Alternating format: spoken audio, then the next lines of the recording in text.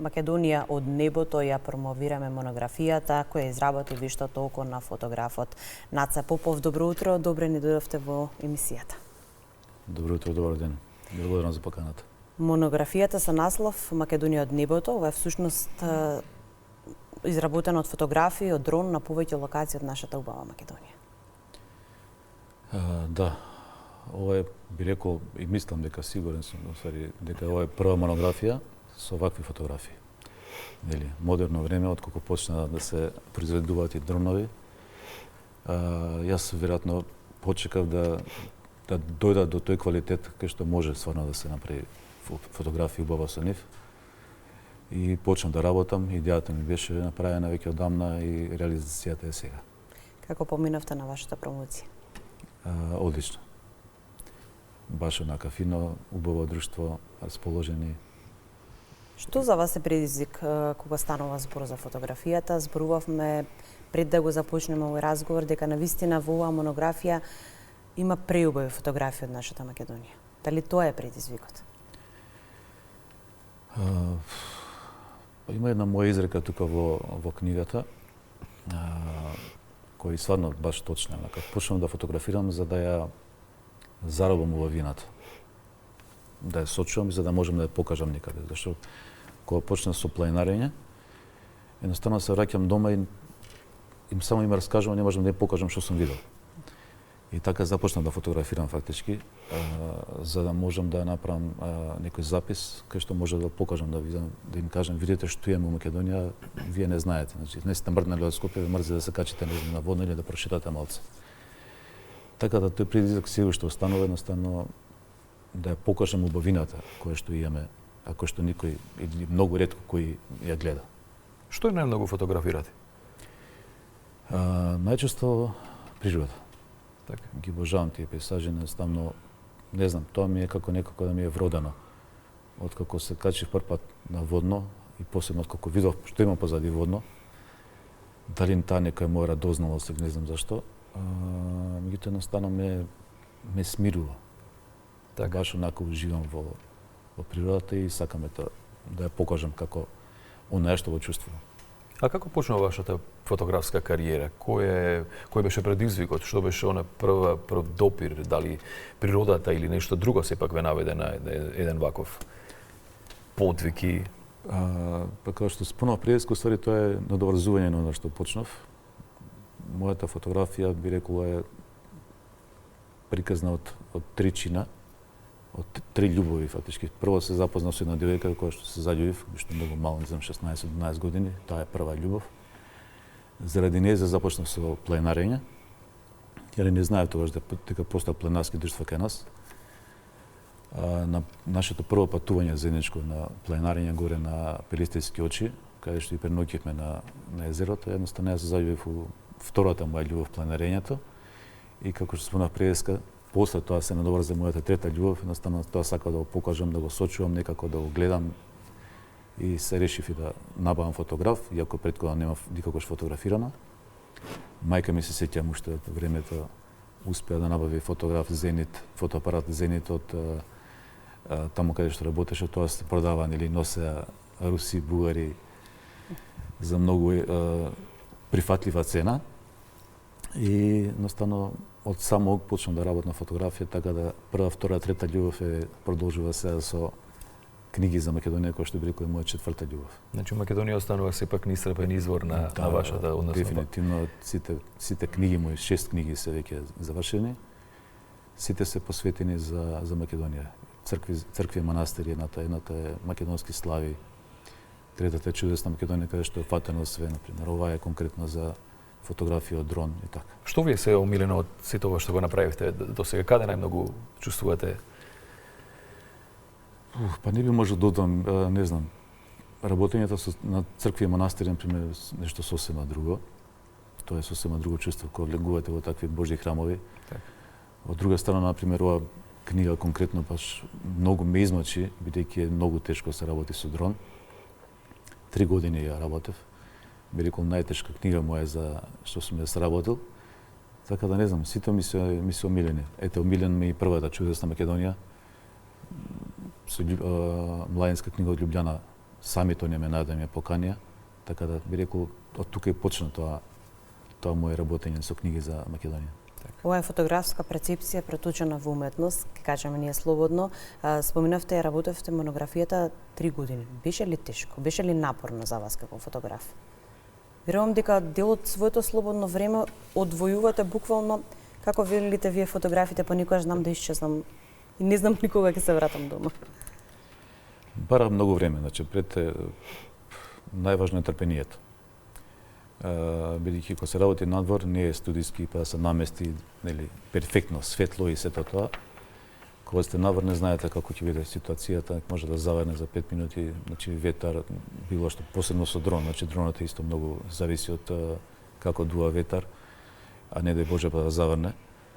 Така да некаде мора да се вратиш и по 2-3 пати ако треба за да се направи тоа што се сака. Така да би рекол тоа е најголем предизвик на времето, патувањето не ми е проблем, бидејќи јас обожавам да патувам, да истражувам нови места.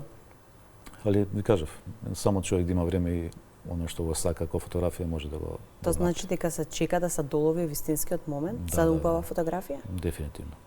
Мислам ако се сака добра фотографија, иначе ако не се сака може да се направи за 5 минути, нели? Идете фотографирате и се враќате и толку треба да знае човек што сака прво да земе да извади како крајен производ. Ќе го споменуваме тука и професорот Венко Антоновски. Тој ги пишуваше текстовите за оваа монографија, единствен како и секогаш. Да, професорот Венко е единствен, да самото тоа што се реши он да пишува за мојата книга, кажува дека мислам тоа ми е огромна чест. Он не пишува за секој, не знам дали пишува за други. И едноставно се најдовме. Би рекол, и двајцата сме страшно заљубени во Македонија, си ја сакаме државата. Кога ми ја слушна идејата, кога виде какви фотографии работам, веќе имам текст за тебе, вика, веднаш ми дојде на памет. Го спои апостол Павле со соколот кој што му слетува на рама, тоа ствари дронот, како патуваме низ Македонија, ја запознаваме Македонија, така да не знам, текстот е нешто феноменално, стварно заслужува најголеми оценки. Претпоставам дека за Венко е доволно само да погледне на фотографија и да направи убав текст. Да. Он е неисцрпен со инспирација и едноставно за секоја фотографија имаше нешто да напише. Илите да ја заклучите оваа убавина. Дали е доволно само тоа, да се заклучи или треба нешто друго да се поработи, не зборам од ваша страна, збориме институционално, од самите луѓе, од самите нас, за да таа убавина остане каква што е? Не знам, јас пробувам, мислам, би рекол, звезда водилка ми е за овие книги е баш Македонија, да се промовира убавината на Македонија, а пред се да оставам нешто позади себе. Си дав сам на себе некој аманет, значи некој ветување дека ќе направам, или здравје, ако ме служи здравјето, ако дај Господ да направам 10 монографии за Македонија, сега сум на 6-та, ги имам веќе испланирани наредните кои се. Сакам да, не знам, затоа што сигурен сум дека вие го знаете тоа, значи секоја книга, а посебно овакви убави монографии книги, остануваат со децении. Може би ќе се зафрли некаде, меѓутоа стои тај во некоја библиотека, на некој плакар или така да наши деца, внуци, правнуци после 10, 15, 20 години ќе отворат таа книга и ќе видат вау, види го што го имаме, значи многу работи не ги знаеме дека постојат кај нас.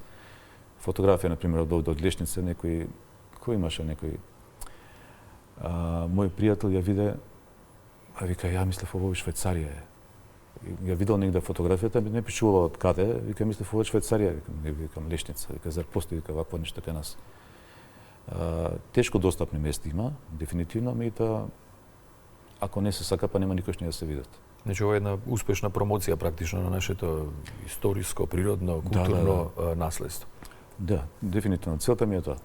И конкретно ова е направено и двојадишно, бидејќи промоцијата не е само за нашите македонци, него и за странците да може да видат, да прочитаат. Еве, конкретно за жал мене многу ми е криво кога ќе слушам дека наши од Австралија едноставно не си го знаат јазикот. Па сега ќе имат и на англиски да научат и со превод на македонски да научат повише и македонски и да разберат повеќе за Македонија. Во вашата перцепција, рековте 30 години, 30 година веќе се бавите со ова. Има ли промени од кога почнавте па до сега? Зборувам Македонија како, нели, тема на вашите промени, фала Богу, природата многу нема. така. Има, меѓутоа не се толку забележливи, барем ја што гледам, бидејќи ги избегувам тие веројатно градски средини. Во поглед на техниката има промени големи. Меѓутоа од фотографски аспект, желбата и она што се работи како фотографија, големи промени нема. Со дронот, например, се е малце покомплицирано, меѓутоа фотографијата е таа. Фотографите имаат привилегија да го извлечат најдоброто од оно што го фотографираат или од природата. Каде во иднина се насочува вашето око? Па, не знам, конкретно ми е предизвик сега со дронот. Работам, едноставно, тоа е сосема некој нов поглед, кој што до сега го немав. Веќе 3 години јас сум заљубен во таа фотографија, едноставно, кој ќе опуштам, веќе не знам што ќе видам. Вака друго е, нели, гледате све со обичен фотоапарат, гледате што сликате. Меѓутоа, кој ќе го качите дронот на таа висина, ви покажува сосема нова перспектива. Би работел веројатно уште некоја книга со дрон, а понатака би, еве, конкретно она што ми е следно како проект се ја нареков, мислам дека така ќе остане името на следната книга, тоа е Заборавената Македонија. Таа се однесува на стари напуштени места, огништа, села низ Македонија. Спомнавте монографијата ќе биде издадена на англиски јазик, ќе биде достапна за сите, ќе патували низ другите градови? Па, немам во план, меѓутоа мислам дека ќе постои нешто такво понатака. Сепак би сакал да ја промовирам, затоа што фотографиите се од цела Македонија, на македонски и на англиски јазик е, двоедична е и убаво би било да имаат секаде, каде што некаде нема, например, книжари, за жал. Така да би било убаво да се направи подсеја, меѓутоа ќе видиме понатака. До тогаш ве очекуваме се разбира повторно да ни бидете гостин во нашата емисија. Ви благодариме многу на одвоеното време и наскоро, како што споминавме, повторно да ни бидете гостин и да дојдеме на некои од вашите следни промоции. Да, на следната монографија. Благодарам уште еднаш на поканата и поздрав огромен до вашите гледачи.